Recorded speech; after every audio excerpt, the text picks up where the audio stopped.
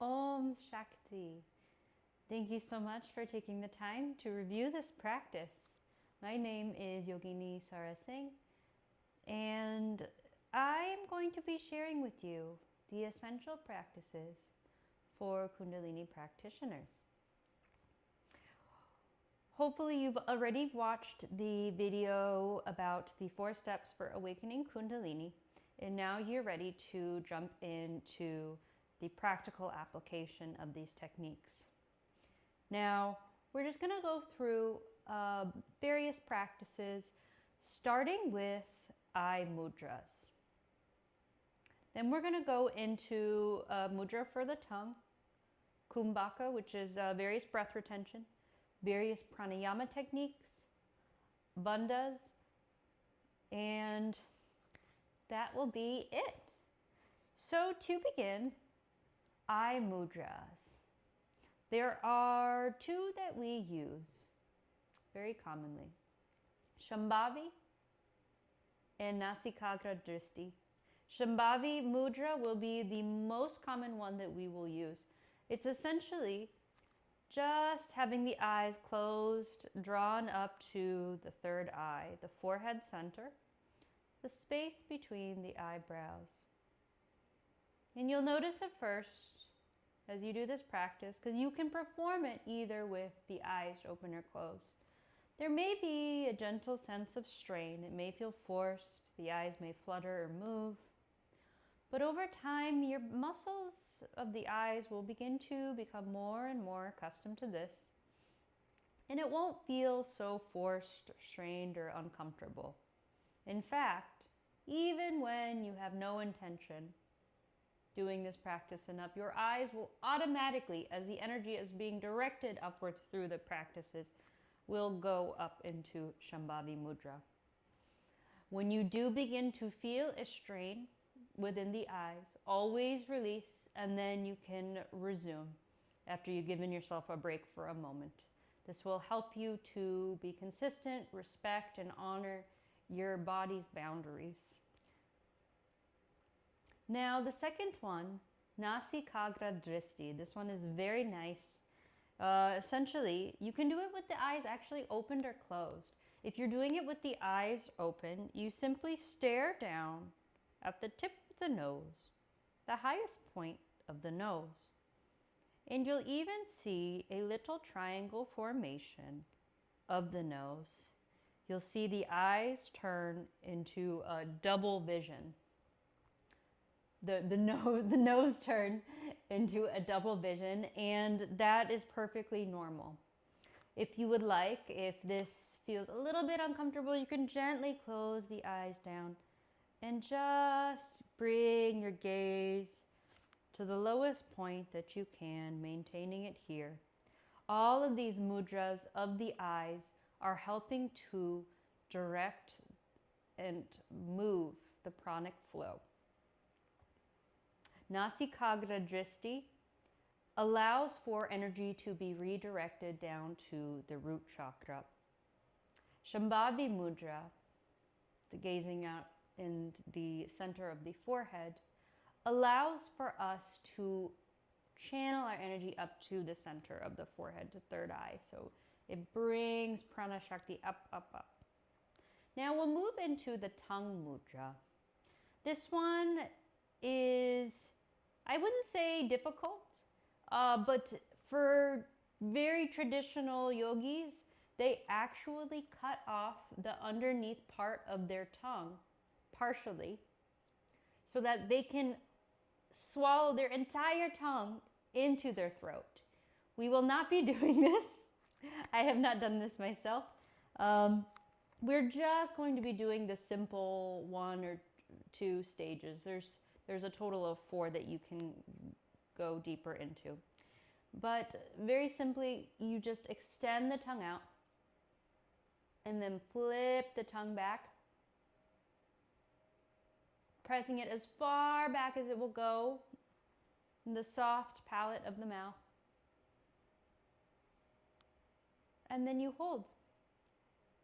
That's it.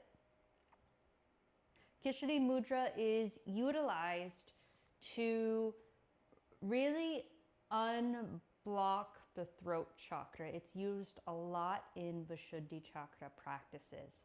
So keep that in mind. Next, we'll move into Kumbhakas, which is essentially just breath retention. There's Antar Kumbhaka, which is inner breath retention. So I take a deep inhale. Hold.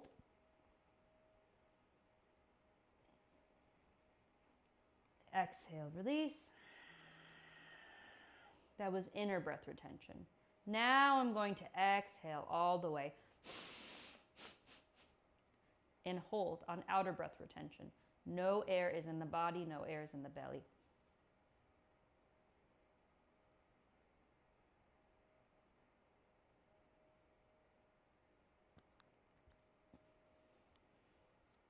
And that's it. So there's Antar Kumbhaka, inner breath retention, and Vaya Kumbhaka, outer breath retention. You don't need to remember terms. We will oftentimes, even throughout the class, for the seasoned practitioners, we'll always explain different terms for you. So don't worry. Now, after Kumbhaka, we'll move into various pranayama techniques. There's Kapalbhati pranayama, which is a forceful exhalation through the nose. And as you exhale, you strike the navel in. You're going to do this rhythmically. So there's a passive inhalation, allowing the air of the navel to gently on its own expand. And then exhale again. Doing it at a fast pace, depending on your comfort, but I'll demonstrate.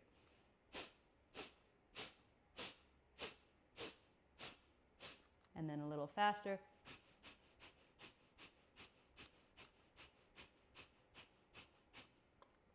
And that's Kapalbhati Pranayama. This Kapalbhati is also referred to as breath of fire. It is really beautiful practice for awakening yourself energetically if you're feeling tired, sluggish.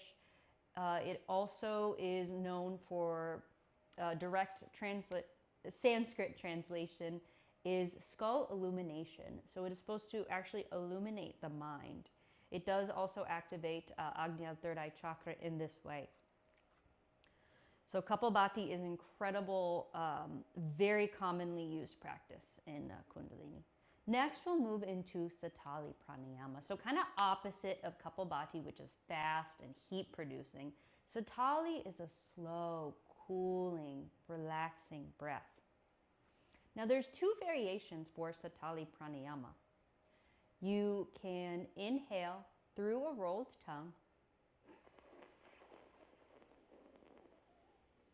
Long, slow, deep inhale through the rolled tongue and then exhale through the nose. I'll do that one more time. Inhale through the tongue.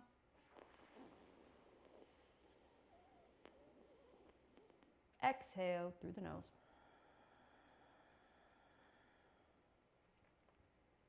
One variation of Satali. The second variation of Satali is going to be clenching the teeth down, inhaling through the mouth. Exhale through the nose again. Inhale through the teeth. Exhale through the nose. Perfect. Now this pranayama is very good if you are angry. If you're angry, if you're like physically overheating, feeling restless, you need to calm down, slow down, cool down. This is going to be a pranayama excellent for you. And next we'll move into Ujjayi Pranayama, ocean breath. So very simply, we just contract the throat muscles, creating an ocean breeze sound with every inhalation and exhalation. It'll sound like this.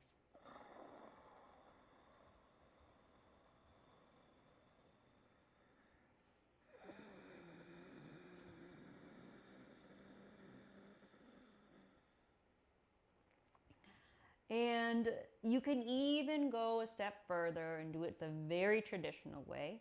However, this is very difficult for new practitioners. It can cause coughing a little bit, and it can just be a little uncomfortable. So go by your comfort. Listen to your body always. Don't push to the point of negative tension. There's the good tension, and then there's the not so good counterproductive tension. Ujjayi Pranayama is very good, again, Vishuddhi chakra. It really helps to unlock the throat chakra. And it is also a cooling breath. It helps to gain more control over the breath for a practitioner. So if you're ever feeling during a practice, the breath is very commonly aligned with the movement and it's very slow, you're feeling it's very difficult to keep your breath held for long periods of time, or go slow enough, your breath to the movement, use Ujjayi Pranayama. This will really help you regain control. It closes the airway passage where the breath moves, and making that passage smaller, you'll feel a greater sense of control. Next, Nadi Shodhana, alternate nostril breathing, very important. And also alongside this practice, we will share Nadi Shuddhi Kriya, which is a more complex 3-step variation, which is essential for Kundalini practitioners.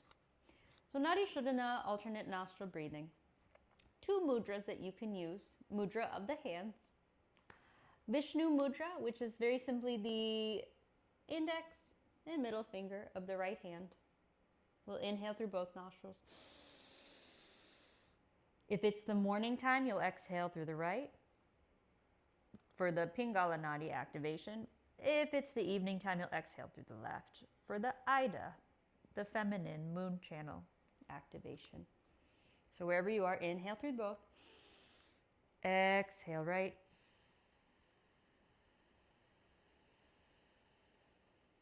Inhale right.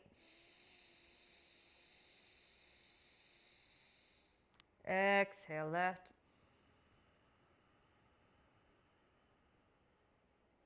Inhale left. And finally exhale right.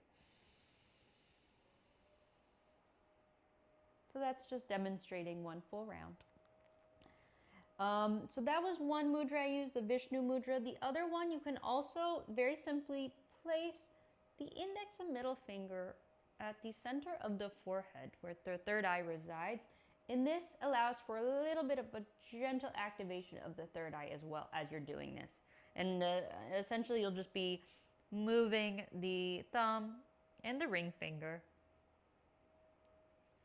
to control the alternate breathing cycle.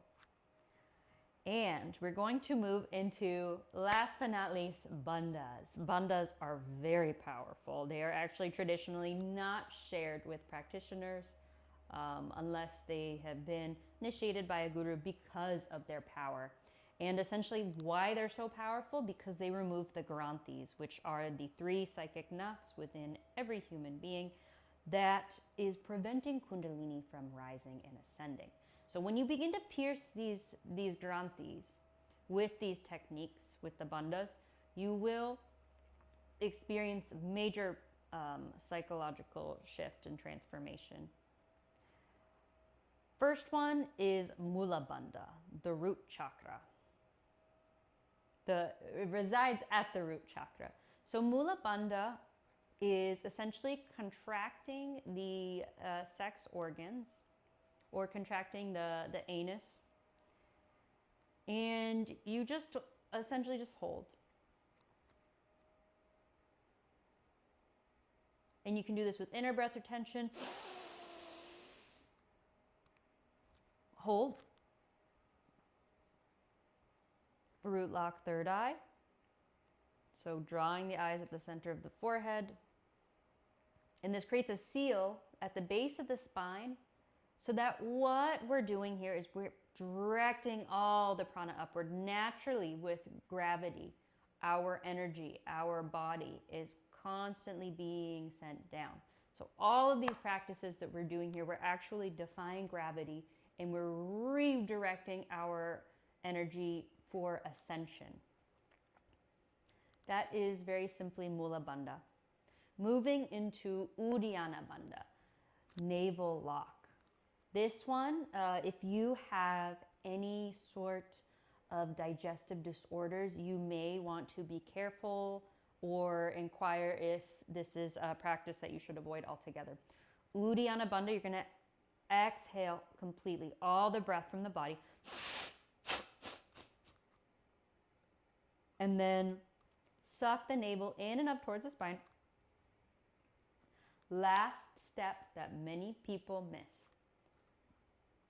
Gently push the chest out about 1 inch without moving the breath at all, as though you're taking a fake inhale through the lungs. It'll look like this.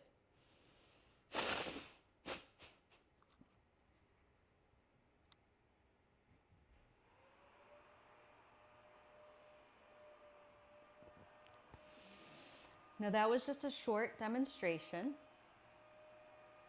but Uddiyana Bandha is very powerful. It actually massages the heart muscles. And so that extra step that I showed you at the end, where you push the chest out, it sends prana directly inside the rib cage into the heart. You can actually physically feel it when you do it yourself.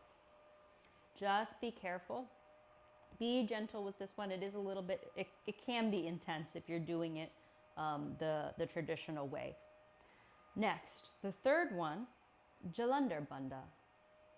This one I would say is the most simplest because it's essentially just bringing your chin down to the chest. You just hold here. And that's it. That's Jalandhar Bandha.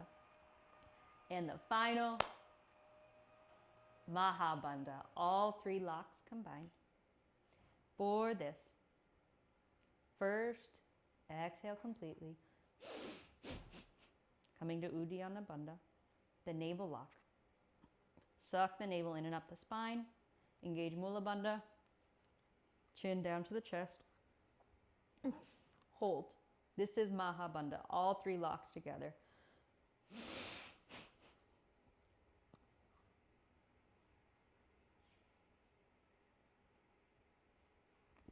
When you need to release, release the navel first. Release Mula Bandha, the root lock. And then gently inhale, lift up, releasing Jalandhar Bandha. Beautiful. And that was the entire practice. Now, one last thing I want to mention, Mahabandha is very powerful. It is a technique that we use to channel all of our prana into Sushumna, the central nadi channel, for Kundalini to rise freely. So be careful with that. But if you are someone seeking for a really rapid refresh, if you're more comfortable, more advanced in your practice, then it's excellent technique to utilize. Well, I hope that that was helpful. Thank you so much for taking the time to review these practices with me. And have a great rest of your day. Jai Ma Shakti. Thank you.